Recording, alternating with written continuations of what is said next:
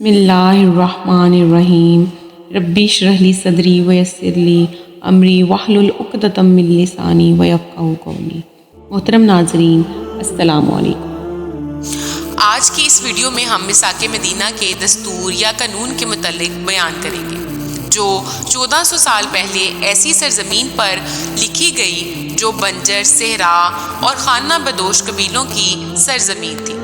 یہ معاہدہ رسول اللہ صلی اللہ علیہ وآلہ وسلم نے آل یہود سے کیا تھا۔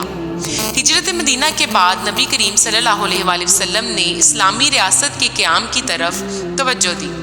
شہر مدینہ میں انصار یعنی اوس و خارج کے علاوہ یہودیوں کے قبیلے بھی آباد تھے۔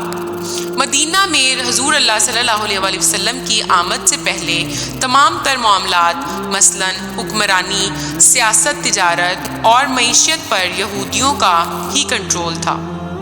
کہتے ہیں کہ مدینہ میں رہنے والے آل یہود پہلے سے واقف تھے کہ کوہ فرحان کی طرف سے ایک پیغمبر آنے والا ہے جو دنیا کا مسیحا اور رہنما ہوگا، اور وہ اس پیغمبر کا انتظار کئی عرصے سے کر رہے تھے۔ لہٰذا جب رسول پاک صلی اللہ علیہ وآلہ وسلم مدینہ تشریف لائے تو لوگوں نے حضور صلی اللہ علیہ وآلہ وسلم کی زیارت کے لیے بھیڑ لگا دی۔ انہی لوگوں میں ایک یہودی شخص بھی تھا۔ جب اس نے محمد صلی اللہ علیہ وآلہ وسلم کے چہرہ مبارک کی طرف دیکھا تو یہ کہنے پر مجبور ہو گیا کہ یہ شخص جھوٹا نہیں ہو سکتا۔ اس یہودی کا نام عبداللہ ابن سلام تھا۔ چند دنوں کے بعد عبداللہ ابن سلام نبی کریم صلی اللہ علیہ وآلہ وسلم کی خدمت میں حاضر ہوئے اور آپ سے 3 سوال کیے۔ حضور نے جب ان 3 سوالوں کا جواب بالکل صحیح دیا تو عبداللہ ابن سلام بول اٹھے کہ میں گواہی دیتا ہوں کہ آپ اللہ کے رسول ہیں۔ پھر ابن سلام نے کہا، یا رسول اللہ صلی اللہ علیہ وآلہ وسلم، یہود انتہائی جھوٹی قوم ہے۔ اگر انہیں میرے اسلام قبول کرنے کا علم ہو گیا تو مجھ پر طرح طرح کی تہمت لگانا شروع کر دیں گے۔ لہٰذا جب کچھ یہودی رسول اللہ صلی اللہ علیہ وآلہ وسلم کے پاس آئے تو حضور صلی اللہ علیہ وآلہ وسلم نے ان سے پوچھا کہ تم میں عبداللہ ابن سلام کیسا آدمی ہے؟ اس وقت عبداللہ ابن سلام خیمے کے اندر بیٹھے تھے۔ ان یہودیوں نے کہا، وہ ہم میں سے سب سے بڑے عالم کے بیٹے اور ہم میں سب سے بہترین شخص ہیں۔ نبی کریم صلی اللہ علیہ وآلہ وسلم نے فرمایا، اگر عبداللہ ابن سلام مسلمان ہو جائیں تمہارا کیا خیال ہے؟ یہودیوں نے کہا، اللہ انہیں اس سے محفوظ رکھے۔ اتنے میں عبداللہ ابن سلام باہر آئے اور کہا کہ میں گواہی دیتا ہوں کہ اللہ کے سوا کوئی معبود نہیں اور محمد صلی اللہ علیہ وآلہ وسلم اللہ کے سچے رسول ہیں۔ اب وہ یہودی کہنے لگے، یہ ہم میں سے سب سے بدترین شخص ہے، اور ان کی برائی کرنے لگے۔ دراصل یہودی اس بات کو قبول کرنے کو تیار نہ تھے کہ آخری نبی اور مسیح عربیوں میں آ گیا ہے، جبکہ نبی صرف نسلی اسرائیلی ہونا چاہیے۔ ان کی اس نفرت میں مزید اضافہ ہوتا چلا گیا اور مسلمانوں اور یہودیوں کے درمیان رسہ کشی اور بغض و کینہ میں اضافہ ہو گیا۔ یہودی مسلمانوں کو اپنے لیے سب سے بڑا خطرہ سمجھنے لگے۔ دوسری طرف قریش مکہ بھی مسلمانوں کے دشمن بنے بیٹھے تھے اور اس موقع کی تلاش میں تھے کہ ان پر حملہ کر کے انہیں ختم کر دیں۔ لہٰذا رسول اللہ صلی اللہ علیہ وآلہ وسلم نے فیصلہ کیا کہ مدینہ کے مقامی لوگوں اور یہودیوں کے ساتھ ایک معاہدہ طے کیا جائے جس سے اسلامی ریاست کو مزید تحفظ حاصل ہو۔ مسلمانوں اور یہودیوں کے درمیان اس معاہدے کو تاریخ میں مساک مدینہ کہا جاتا ہے، جسے نبی کریم صلی اللہ علیہ وآلہ وسلم نے ہجرت مدینہ کے پہلے سال یعنی سال 622 عیسوی میں کیا تھا۔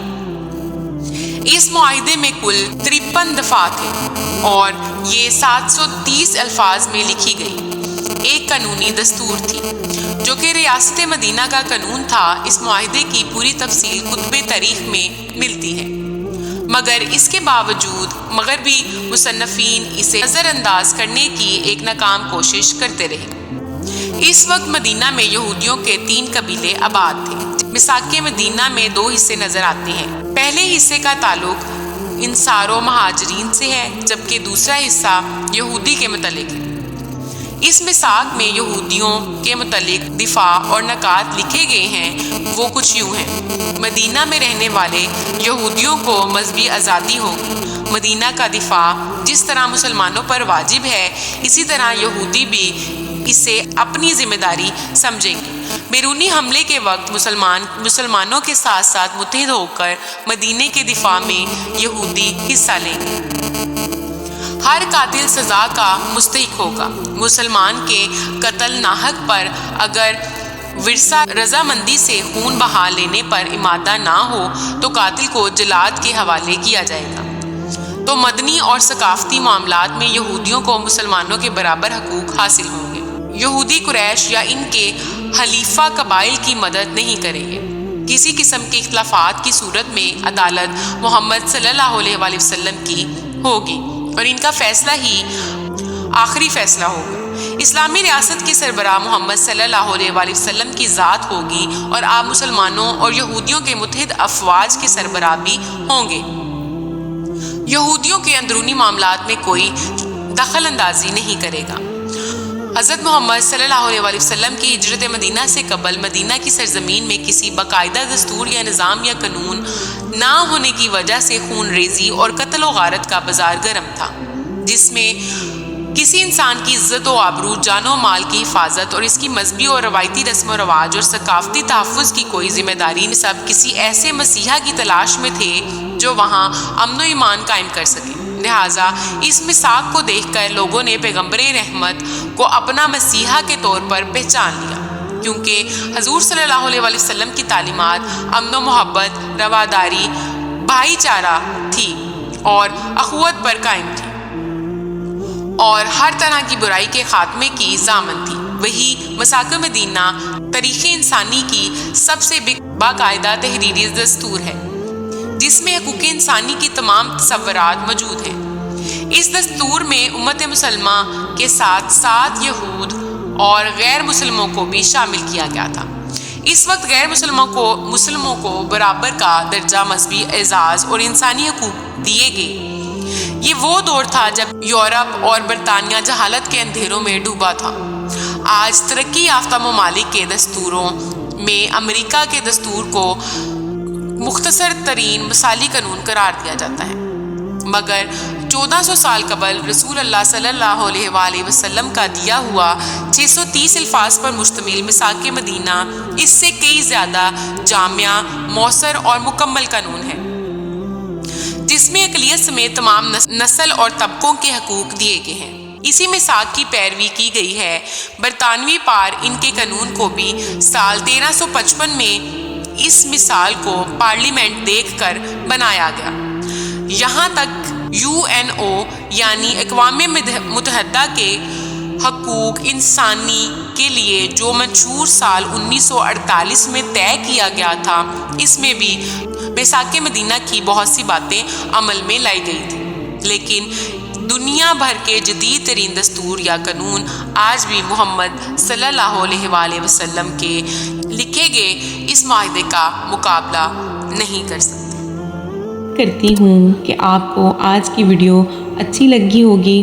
اگر آپ کو ہماری ویڈیوز اچھی لگ رہی ہیں تو ویڈیو کو لائک کریں اور مزید اس طرح کی ویڈیوز دیکھنے کے لیے ہمارا چینل سبسکرائب کریں۔ ملتے ہیں نیکسٹ ویڈیو میں، اجازت دیجیے، اللہ حافظ۔